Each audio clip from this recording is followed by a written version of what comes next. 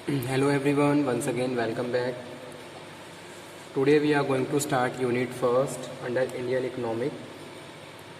Indian economy में unit first में आज का जो हमारा टॉपिक है first one that is economic introduction, यानी कि स्टार्टिंग करते हैं इकोनॉमिक इंट्रोडक्शन से। सबसे पहले हम ये समझेंगे कि भी इकोनॉमी का है क्या, इसका इंट्रोडक्शन, इसका मीनिंग क्या है।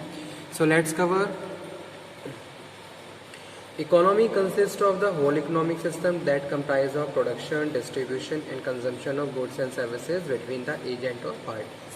ठीक है, अगर हम इकोनॉमी की बात कर रहे हैं तो इकोनॉमी में हम बात कर रहे हैं कि भाई economy include production, distribution and consumption, यानी कि कितना हमारी कंट्री में प्रोडक्शन हो रहा है, उस हिसाब से कितना डिस्ट्रीब्यूशन हो रहा है और कितना कंजम्पशन हो रहा है। कहीं ना कहीं ये सारी चीज़ें हमारी इकोनॉमी को रिफ्लेक्ट करती हैं कि हमारी इकोनॉमी किस स्केल पे स्टैंड करती है। अगर हम किसी भी कंट्री की इकोनॉमी के बारे में बात करें तो साथ के साथ हमें ये भी समझना होगा कि उस कंट्री में कितना प्रोडक्शन हो रहा है, यानी कि जीडीपी की रेट क्या है उस कंट्री का। ठीक है, जीडीपी रेट आपने पढ़ा ही होगा, अगर नहीं भी पढ़ा है तो आप द्वारा मुझे बता दीजिए, मैं समझा दूंगा आपको। ठीक है, यानी कि एक साल में कंट्री ने कितना प्रोडक्शन करा, कितना डिस्ट्रीब्यूशन करा और उसके बाद कितना कंजम्पशन हो रहा है। ये सारी चीज़ें कहीं ना कहीं किसी एक पर्टिकुलर कंट्री की इकोनॉमी को रिफ्लेक्ट करती हैं। जैसे अगर हम इंडिया की बात करें तो इंडिया की इकोनॉमिक स्केल जो है वो उसका क्या रेशो है या किस स्केल पे वो वेरी कर रहा है, तो ये सारी चीज़ें जानने के लिए हमें ये जानना होगा कि इंडिया में का जीडीपी रेट कितना है। ठीक है, मार्केट में कितनी डिमांड है, उसके हिसाब से डिस्ट्रीब्यूशन कितना हो पा रहा है और कंजम्पशन पैटर्न और किस तरीके से कितना कंजम्पशन हो रहा है।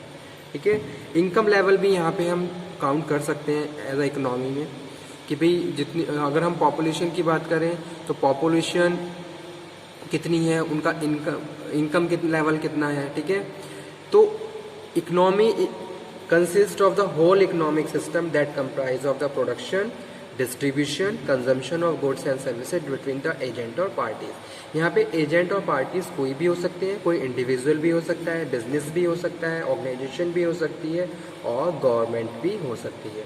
कहीं ना कहीं ये सारे जितने भी पार्टीज हैं हमारी इकोनॉमी को वेरियस एक्टिविटीज़ परफॉर्म करके और ज़्यादा इम्प्रूव करती हैं और उनका जो भी हम एक कंट्री की इकोनॉमी का लेवल होता है उसको और ज़्यादा इंक्रीज कर देती है। ठीक है, अब जैसे यहाँ पे मैं बात कर रहा हूँ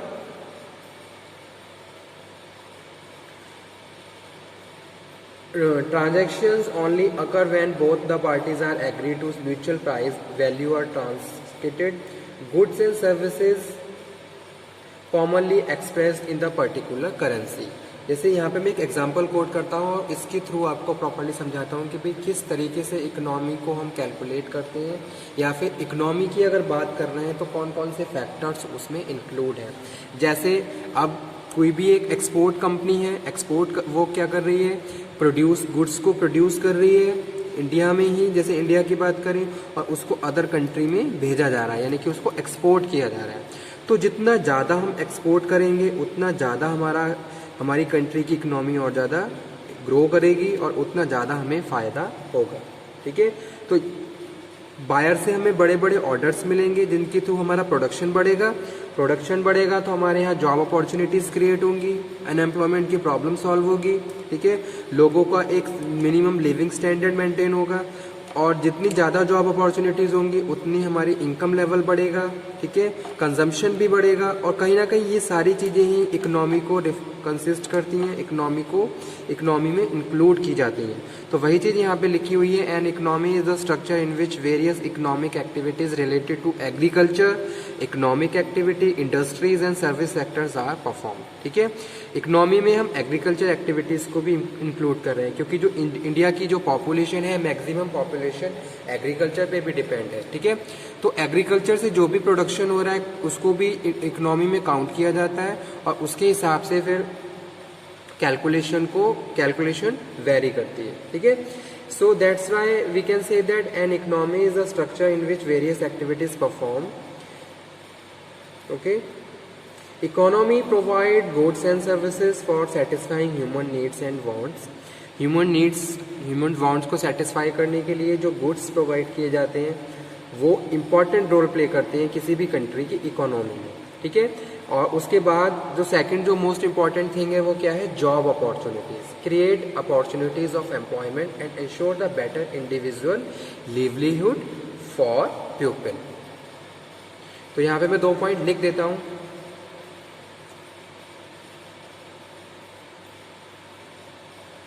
economy entails 2 important functions। 2 important functions हैं किसी भी कंट्री की इकोनॉमी को अंडरस्टैंड करने में, ठीक है। पहला क्या है, प्रोडक्शन यानी कि goods and services, produce goods and services and satisfy market demand. Market में डिमांड कितनी आ रही है, क्या मार्केट में डिमांड है, उस हिसाब से कितना डिस्ट्रीब्यूशन चल रहा है, ठीक है।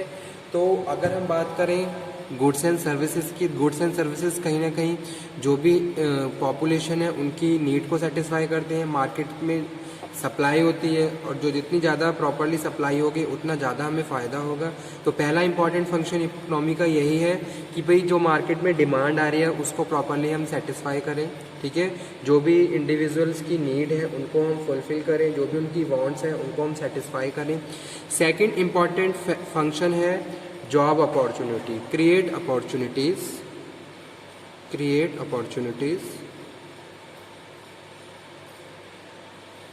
for employment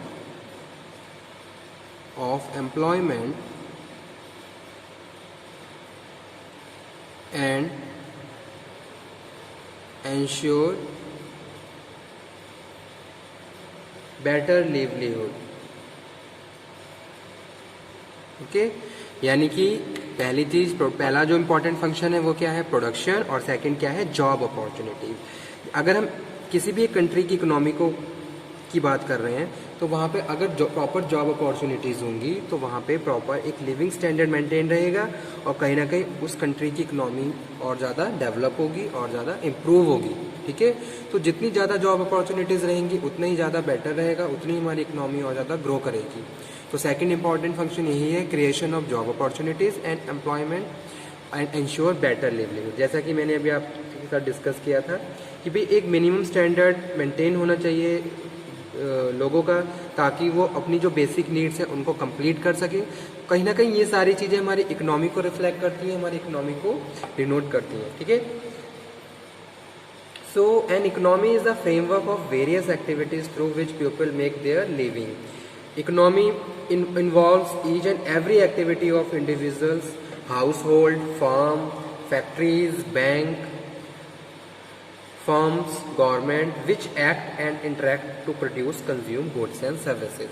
अगर हम production of goods and services की बात कर रहे हैं तो यहाँ पे हम production of goods and services के साथ साथ हम individual activities, house hold activities, form, industry, जैसा कि अभी मैंने बताया है, बैंक, फर्म, गवर्नमेंट को भी इंक्लूड कर रहे हैं। और ये जितनी भी ऑर्गेनाइजेशन है जो भी सर्विसेज प्रोवाइड कर रही हैं कहीं ना कहीं ये हमारी इकोनॉमी को रिफ्लेक्ट करती हैं। It involves each and every activities of individual, house hold, firms, bank, factories and government which act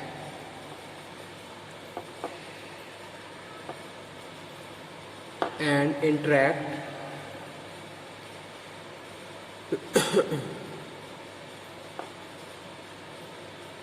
to produce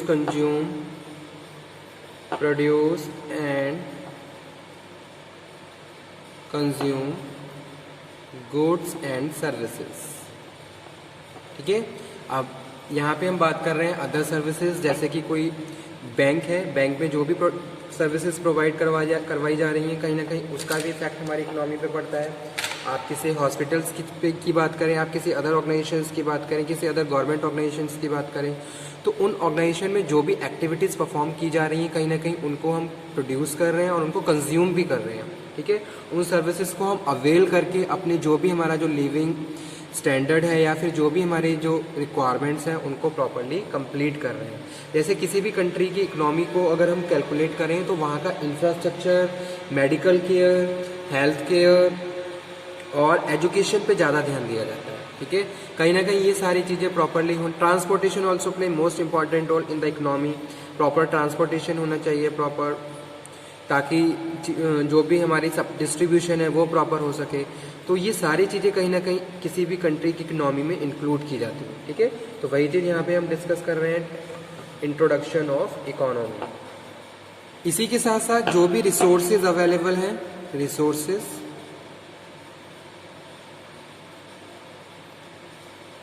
and optimum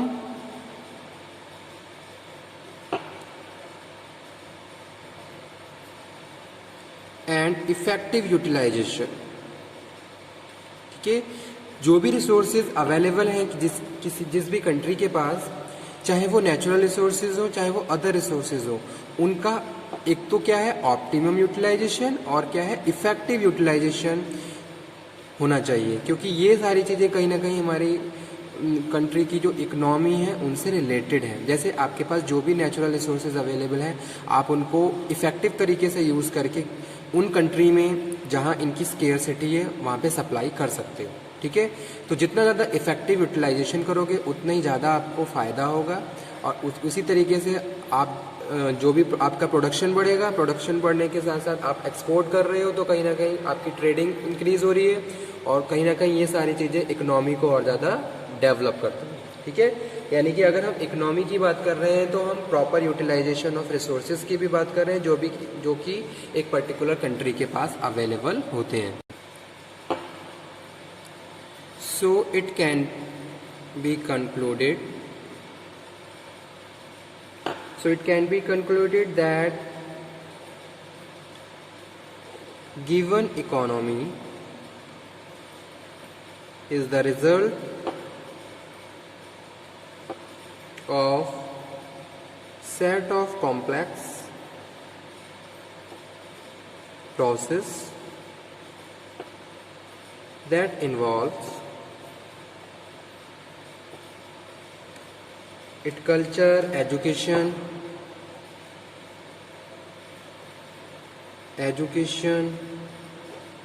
values, technology, evolution, history, social organization, political organization,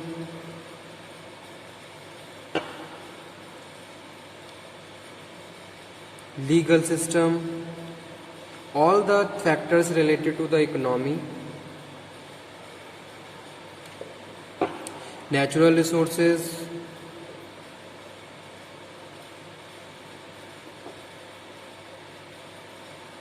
ecology, environmental issues, जैसे कि आज के time में बहुत ज़्यादा issues चल रहे हैं, एज अ मेन फैक्टर्स। तो ये सारे क्या हैं, मेन फैक्टर्स हैं इकोनॉमी के लिए, okay. So it is all about today's session, that is introduction of economy. Economy को इंडियन इकोनॉमी में अगर हम आगे डिस्कशन करेंगे, बहुत सारे टॉपिक पढ़ेंगे जिसमें हम इंडियन इकोनॉमी यानी कि भारतीय अर्थव्यवस्था के बारे में डिस्कशन करेंगे कि इंडिया की इकोनॉमी क्या है, किस तरीके से इंडिया की इकोनॉमी ग्रो करती है, कौन कौन से फैक्टर्स हैं जो पॉजिटिव तरीके से रोल प्ले कर रहे हैं, कौन कौन से ऐसे फैक्टर्स हैं जो नेगेटिवली रोल प्ले कर रहे हैं, इंडिया का करंट स्टेटस क्या है, करंट इश्यूज़ कौन कौन से मेन इश्यूज़ हैं जो इकोनॉमी को डेवलप होने में बैरियर का काम करते हैं। तो ये सब डिस्कशन करेंगे हमारे इस सब्जेक्ट में, ओके। तो आज का सेशन यही था जिसमें हमने डिस्कशन किया about the economy introduction. Next session में डिस्कस करेंगे टाइप्स ऑफ इकोनॉमी और structure of economy. Okay student, thank you. और किसी भी स्टूडेंट को कोई भी क्वेरी हो तो वो टाइम टू टाइम हर लेक्चर के साथ सॉर्ट आउट करता रहे, उसको पूछता रहे, ठीक है। Thank you very much.